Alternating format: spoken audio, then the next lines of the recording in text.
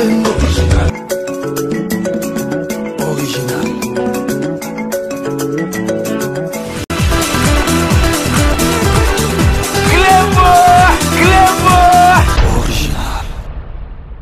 Mbote bane konangai ngawa bino Jean-Paul Jamba na lisusu lelo na émission na biso tolobe la santé lisolo na memeli bino bande konangai eza lisolo ya maladie o babengi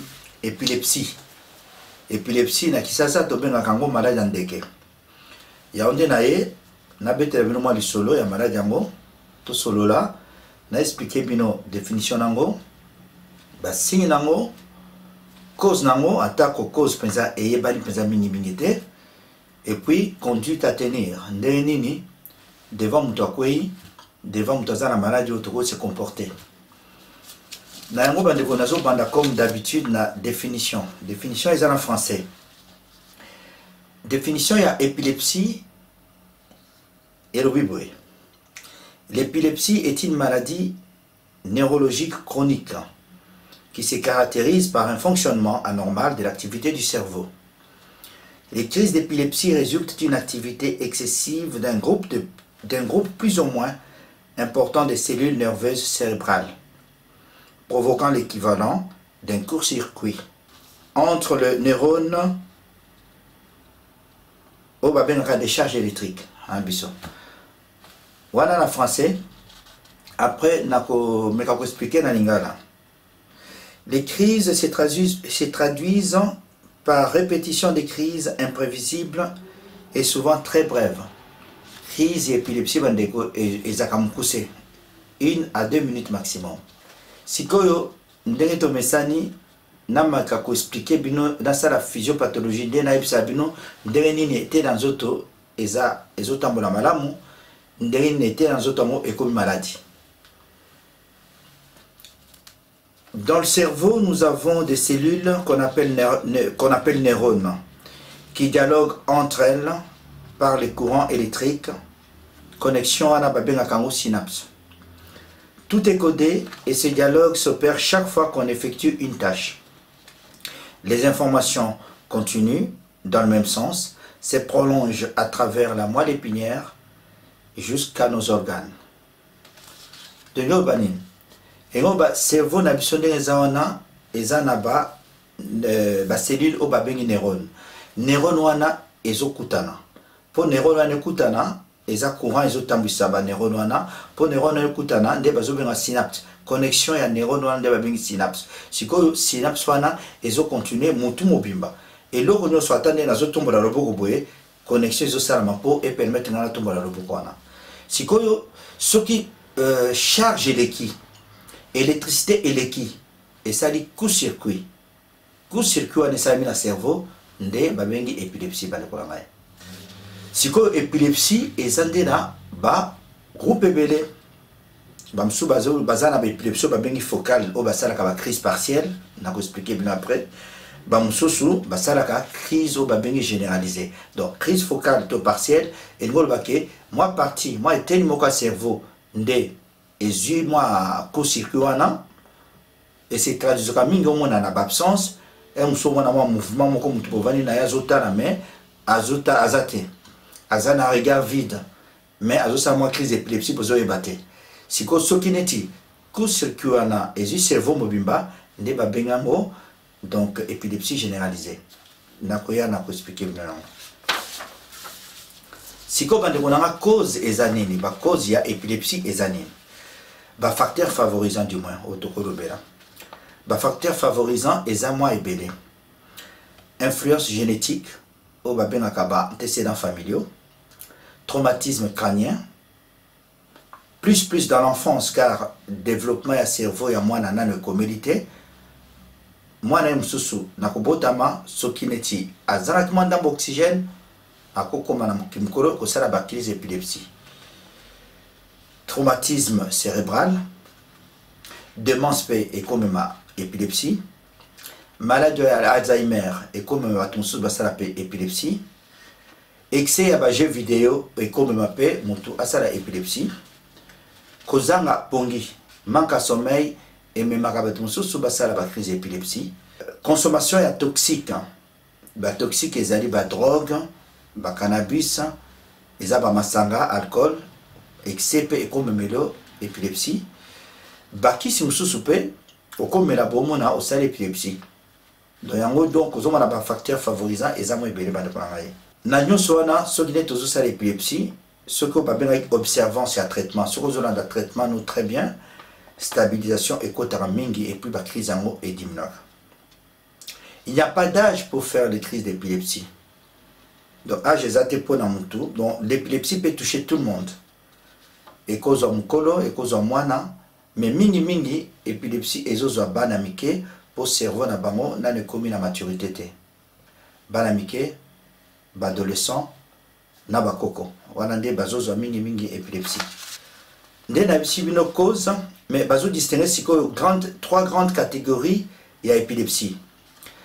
Épilepsie au bengi symptomatique, c'est-à-dire que cause est identifiée, par exemple lésion est dans le cerveau, pota est dans le cerveau, malformation congénitale, séquelles et infection, par exemple bato basala méningite na bomwana, sera coli, komona moi séquelles et dans le cerveau et comme ma épilepsie, traumatisme crânien mingi et me rappelle épilepsie choc aux zones na bomwana pota na mutu et comme ma épilepsie. Wana ezali catégorie ya liboso. Catégorie ya mibale eza épilepsie idiopathique. Yango nde eza mingi na mokili. Épilepsie idiopathique ezali nini? Ezali épilepsie cause eyebani te. Sikoyo bazoloba eza génétique peut-être, ezouta na cause génétique, mais épilepsie na yebisi bino idiopathique esilaka mingi na âge ya puberté. Mutu soko zokola na âge ya puberté to na âge ya adulte mona épilepsie ke ya momoko. Et puis, tu as un groupe épilepsie cryptogénique. Épilepsie cryptogénique, ou un épilepsie aux causes exotiques introuvable tidelo. Mingi va chercher sur bazoloba ezakaka ezouta antécédents familiaux. Ils ont représenté 30% ya épilepsie. Si vous avez une classification ya épilepsie. Épilepsie bazo classifié en na modèle misatu. Tu as une épilepsie partielle. Simple, épilepsie partielle simple. Il y a une personne aza conscient, azo contrôler ba sens na nyonso, mais azo yoka avant ça la crise wana azo yoka ba bengaka aura. Aura eza ba signe annonciateur. O ba signe moko boye neti zo prévenir o avertisseur. Ozo ka neti makelele moko boye. Ozo ka neti solo moko boye. Ozo ka neti matoi misu bamsu bazana problème trouble visuel neti azo mona biloko moko boye mais bo vandi na bato. Mais au tigani conscient, au moins à 1 minute, au perd moi mutu. Après 1 minute, on retrouve ni nao. Ozo ye bali susute. Wanande ba crise épilepsie et zamingi ba bengango crise partielle simple. Alors après crise partielle simple, tozana crise partielle complexe. La personne éprouve une altération de conscience. Mutu ozo kapena kene tozo perdre de conscience. Ozo contrôler makambo susu te. Par exemple, omona musape ezo bouger en moko, to liso ezo bouger en moko, to munoko ezo bouger en moko, mais ozala bato solola ou bien regard moko bozotala mozotala te. Wana nde crise partielle complexe. Donc nous wana ozo sentir aura ezakaka, donc on a eu signe annonciateur wana. Au kaneti basolo ba odeur, et mususu migraine, et mususu mona musapinde na ibisi bino musape ezo bouger. Nyonso wana ekome mona crise o babengi ya misatu, crise généralisée. Ozomona donc crise na ibisi bino ya liboso simple, partielle, simple, ya mibale partielle complexe, ya misatu partielle complexe ekome mati ku circuit wana esalama na cerveau mobimba nde to ememiso na crise généralisée. Si on a crise généralisée wana eza ko se traduire na deux phases. Crise généralisée, ça se traduit dans deux phases. Phase à liboso bani na convulsion. On a moto bani ko lenga ko tuntuka. Sikoyo ko tuntuka wana nde memaka crise babengi tonico-clonique. Autrefois ba malako benga crise ango grand mal. Sikoyo na crise tonico-clonique ezana étape mibale. Étape à liboso tonique. Zote komi makasi muscle comme makasi au perte de connaissance au kwei ezokoya zoto ezobouger wana signe liboso babengi tonique. Siko deuxième phase ezali signe babengi clonique. Na signe clonique nde mouvement saccadé ya ba membre mutu abandi ko bouger makolo ba membre azo bouger. Na crise wana nde ekomaka ke mutu a perdre vessie donc a subi to a pété. Na crise wana pe nde komaka ke mutu a mis sur le lème. Mais en aucun cas ba de konangani to banoko kakala que mutu a épilepsie a komela le lème. Jamais mutu a épilepsie a ko avaler le lème nae. Et puis nde to banoko kakala na kisasa que ce mutu a épilepsie a pété ceux qui boyoki solo na yo pokomi na e a lokuta bande konangai. Épilepsie ezali contagieuse. Il faut boyer bango. Épilepsie est une maladie contagieuse. Mutu soka kwei to mutu a perdre po eza na contraction monika de mo désordre na niveau ya cerveau ezo sala ke mutu ba sphincter fungwama akosala pipi ako miswa le lom kozoka mais en aucun cas que ya ko contagier yo lokuta na yango nde bande konangai na tangi bilo ba phase mibale o ya crise tonique na clonique sikoto suki na troisième phase o eza phase ya récupération. Phase de récupération, mingi ezali que crise esile après 1 ou 2 minutes. Après ndeko asali crise, azo se souvenir de susu na makambo elikite. Mingi après signe mutu akomaka mwa désorienté. Aresantaka fatigue moko mingi po omoni effort asali ya kotuntuka tout ça mingi bazaka na ba douleur o babengi douleur musculaire. Douleur musculaire ezali na fatigue moko ezalaka mwa mingi. Sikoyo ba personne bato bazo souffrir crise ya épilepsie bazaka mingi na problème physique. Omoni bakoyaka ba mususu bazokaka bazaka na ba fracture ba mususu baka na ba hématome hématome omoni kaka soko zoki mambo mebimi ya onde ba benga hématome suite à ba crise wana. Na bamboka il y a revenu modéré batouana bazaka mingi kokufa noki pour décès eza prématuré par rapport à l'environnement na bango ba place au bazo chuter soit za pembe na moto amba bola soit za kolamba asali crise akozika et comme meletina liwa soka kei na ebale toko péché toko sokola bilamba nde bantu musa basalaka na pembe na rivière so crise ezuye akokufa na noyade akufipe. Donc le risque de décès prématuré est jusqu'à 3 fois plus élevé que dans la population générale. Na bato bazobé la épilepsie na ba pays à faible revenu. Na yango bandeko conseil par rapport à troisième phase ya mwana na epsibino phase ya suka ezali phase ya récupération. Mutu ayebaka mingi makambo elekaki te akomi akozaka mwa désorienté, fatigué na douleur musculaire. Voilà pour la phase misato ya crise ya épilepsie généralisée. Wana siko na epsi bino ba phase minene ya épilepsie. Siko crise d'absence wale kona ande ba benga petit mal.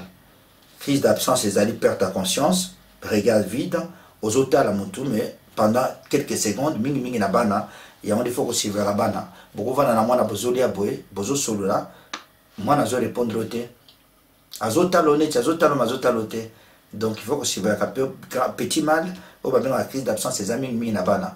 Ya ndo monaka effort par exemple la concentration dans la classe les amis guité pour na ba crise amike bikona siko bande konanga ba symptômes ba signe nini oyo koyeba ke mutu azana azosala épilepsie. Crise épilepsie mutu no sa kosala ngo une fois soko sali mbala mongo crise tonini et cause à l'épilepsie te épilepsie il faut se répéter 2 ou 3 fois batu musu basalaka na journée moko 2 3 4 fois ba crise musu salaka une fois par mois musu 2 fois par mois. Mais au cours de la crise moko sans le lendemain. Si vous avez un diagnostic, il y a épilepsie.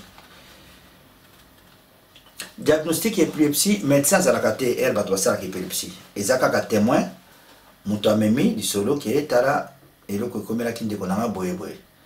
À partir de médecin a prescrit l'examen. Examen de bosso au basa la caming ezali électroencéphalogramme au babinaka EEG. Donc, l'examen va nous permettre de mesurer l'activité électrique à cerveau pour battre ce qui anomalie ezali ou pas par rapport à l'épilepsie. Mais examen la mingi mingi maka normal pour ce qui crise ezali nde bakomona ba tracé wana. Mais ce qui ont la crise et EG ezaka mingi normal. Bon, deuxième examen médecin ko tindayo, médecin spécialiste à épilepsie, ils ont neurologue. Neurologue a continué au sala scanner. Scanner ou bien IRM. Plus analyse sanguine. Prise de sang pour battre ce qui y a des hormones sous ces perturbés ou pas. Si ko IRM ça na onini eza pour vérifier pour na kotala ce qui présence à ba tumeur. Tumeur eza ba maladie o ezoka mingi mingi ekoma na cerveau. Dernièrement ba otoko opérer maman moko boye. Avant que ça l'épilepsie opérer cerveau côté alboso ba mini frontal ba misi tumeur net orange. Mais banda ba misi wana pe to ko na traitement a commandé normal. Donc IRM dem te comment ceux qui moi tumeur eza na cerveau ou pas. Si ko bande a traitement ezanine. Bon traitement il y a épilepsie ezali misato. Il y a 3 classes il y a traitement. Traitement au babengi bakisi médicamenteux hein, anti-épileptique eza ebélé. Na minute en France, tous a plus de 20 molécules, il y a anti-épileptique. De l'eau. Donc plus de 20 molécules où ils allaient efficaces pour la épilepsie. Voilà le traitement de bosso. Modèle de traitement mi balé ezali traitement par stimulation électrique de nerfs vagues. Voilà ce qui traitement médicamenteux et simité. Après traitement il y a mis ça tout et ça traitement chirurgical. Pour naba épilepsie 30% il y a ba épileptique baza o ba bengi ba pharmacorésistant. C'est-à-dire que kisi ezo simbate. Na yango na 30% wana suka ba proposaka chirurgie. Bon, selon des études récentes, 70% des traitements peuvent faire disparaître les crises complètement. Dans on a donc ba étude nous so et mikolo ils ont prouvé que 70%, 70% il y a ba patient épileptique ba cause à la traitement est guéri na ba traitement aux na marché de long. Mais épilepsie est une maladie incurable puisque ba commis que aucun traitement ne guérit l'épilepsie mais stabilise les crises. Et pour éviter aussi la crise de avant mais que guérison et si là les athées. Si par rapport à traitement de konamai nazongi na mukena ba pays na biso pour na étude nous son atangawa ba komi que au bout il y a 2 ans il y a traitement 2 à 5 ans de traitement ba ko supprimer ba crise na ba maladie nyonso na ba pays na biso. Donc 70% ya bana ba cause de la crise sous sauté 60% ya ba adulte ba cause de la calcium na ba rechute c'est ce qui ba pays na biso en voie de développement bazo ba patient en charge traitement moko pour adulte na ba pays na biso ya Afrique to ya ba pays à faible revenu de bazo benga baon traitement moko za $5 pour l'année mobimba et ce basali traitement on a pour la mutu moko pour l'année mobimba qui est la crise et qui taka 70% 70%. Donc na ba pays na biso na nde bazo mona mingi ba lacune thérapeutique. C'est-à-dire que mutu azoka kozwa kisi ndenge elongo banité. Yango récidive ba mingi boye ba ke batumi bazo kufa na épilepsie na ba pays na biso kuna ke awa. Tokokende na ba prévention. Si ko ba de konara conduite à tenir. Conduite à tenir par rapport à mutu o azali na maladie to asali crise épilepsie. Contrairement aux croyances, les tubanako kanisakala batunde la ibisibino ba valaka langue te. Ou bien mutusoka sali crise épilepsie asetufakate. Mutusoka sali crise épilepsie ozawana placer la personne sur le côté au babengi position latérale de sécurité. So mutakwei au moins mutakwei ce qui possibilité zali chai mopanzi pour la sécurité nae. Protéger mutu nae. Appeler le 15. La France, ben secours. Ne pas toucher la personne, ce qui a ça la crise. Kosimba mutute ke o immobilisé, ce cas tuntuka. Tikaye, atuntuka, mais sécuriser l'environnement nae. Écarter les objets pouvant blesser le patient. ou un membre de la famille. Ne pas ouvrir la bouche. Comme quand fungola munoko na été, na kobanga ke akomela lulemu nento banako kakala ezakate. La crise s'accompagne d'une perte de conscience et des contrôles de la vessie, on expliquait bien non, voire même l'évacuation intestinale. Donc crise est comme makemutu asuba to asala kaka et kokoma bamsusu ke APT et kokoma mais ezate ke sogo gisolo na soni nde okomi pe maladie. Il faut que garder calme ce que ça devant mutu ko maladie ya ndegeto épilepsie. Il faut garder calme, même si c'est impressionnant. Certaines épilepsies guérissent d'elles-mêmes au passage à l'âge adulte. N'expliquez-moi que Moussou ceci la kayamoko somutu a commis mkolo. Conseil quand la prévention de konangai. Le respect de certaines règles d'hygiène de vie fait partie intégrante du traitement de la maladie. Nayango kande na lobaka bimission nyonso façon na biso ko vivre règle hygiène de vie na biso ezo éviter biso makambo ebele. Muto asala ki épilepsie alinga makele mingete, muto azo sala épilepsie, il faut aller la pongi normal à éviter l'insomnie. Muto asala ki épilepsie, il faut éviter ba makaya makasi, ba masanga makasi pour na koloba te ke ba bangi, ba cannabis, il faut éviter ngo. Muto asala ki épilepsie, il faut éviter les jeux vidéo et belé. Muto sala ki épilepsie, il faut éviter le stress. Ba conseil ya mwana pour na muto sala épilepsie. Dans l'immense majorité des cas, le patient possède une vie familiale et sociale professionnelle normale. Muto sala ki épilepsie, a sala ka ne vie normale. Soka miyebi, soka zoka kisi, en tout cas, a une vie normale. Si on a une prévention kaka, il y a des misala mususo balingate mutsoka zosa l'épilepsie asala. Par exemple, pilote à ligne, conducteur y a bangin na ba usine, chauffeur transport en commun. Yo zosa l'épilepsie au komata au ko musala musala échafaudage par exemple. O les interdit personne mutazosa l'épilepsie ezali baignade. Kokendo sukola na piscine et cause la dangereux pour so sali crise na mai eza dangereux. Batum susu bazo pekisa bango comme ma voiture pe. Ce qui crise nous a stabilisé. Donc eza mingi bande konanga ko éviter fatigue.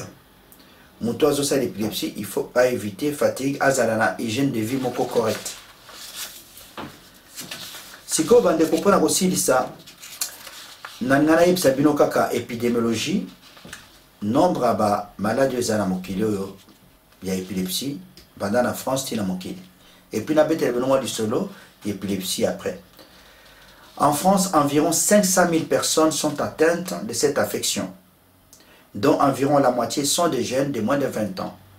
En France, plus de 500 000 bateaux basés dans maladie. Et en plus, en France, au Kaka, 100 nouveaux cas basés diagnostiqués chaque jour. Et pas bana, adolescents, n'a pas personne âgée. Chaque jour, 100 nouveaux cas et épilepsie en France. L'épilepsie peut toucher tout le monde, sans distinction de race, de lieu ou de classe sociale. Ils ont considéré l'épilepsie mingi bana, adolescents, n'a pas personnes âgées. Dans mokili 40 millions de personnes baza atteintes, il y a maladie dans le monde 40 millions. Mais mingi bazo za 40 millions ana 80% il y a ba maladie wana eza mingi na ba pays na biso ba pays ba bengi pays à revenus faibles ou intermédiaires. Selon ba étude mususu, épilepsie ezali deuxième maladie neurologique après migraine. Bon, d'habitude mususu natangi bazo cha AVC liboso, après épilepsie, après migraine, après Alzheimer. On m'a dit qu'il y a une maladie neurologique. Près de 80% de la personne qui vivent dans un pays à revenus faibles. L'épilepsie peut être traitée dans 70% des cas environ. Si on a dit solo, il y a une histoire à l'épilepsie. Na rien à dire pour la que épilepsie bande konanga ezaki considéré comme bateau banako be l'épilepsie du moins bazalaki considéré comme des gens possédés par le démon sous l'emprise des malédictions divines. Wana na histoire eza na France awa mutu azobe la maladie bazoloba ezali malédiction. Après ezaki considéré neti maladie ya ba fou. Mutu soka sali épilepsie kala wana na histoire na beta bino isola kala. Kala so mutu sali épilepsie banako le bazali boma.